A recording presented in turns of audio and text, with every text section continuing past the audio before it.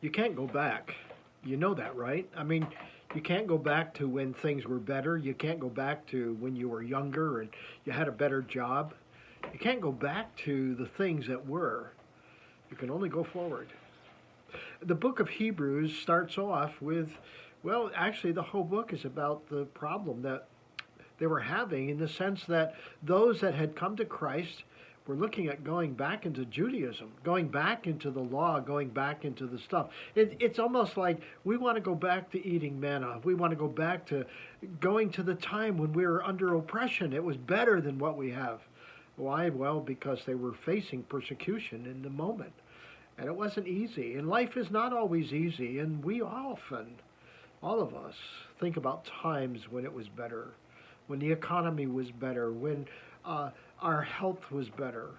We think about those times, and it's not unusual to say, man, I wish I could go back. But we can't go back, can we? We can only go forward. And the question is not so much what was in the past, but what can you do that's in front of you? How can you move forward? Well, for the Jews, it was a reminder of what they had was better than what they've come from. And one of the things we need to understand is there's a lot of good things about where we are today.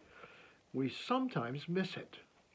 My challenge is simply to not focus on what was, but on what you can do now. What you can do with the things that you have today. Because in reality, it is far better than what you came from. You may not think it that way, but it is. That's what the writer of Hebrews is trying to convey to the people that he's writing to. What you have is far better than what you've left. Think about that today, would you, for yourself? Hey, until next time, God bless.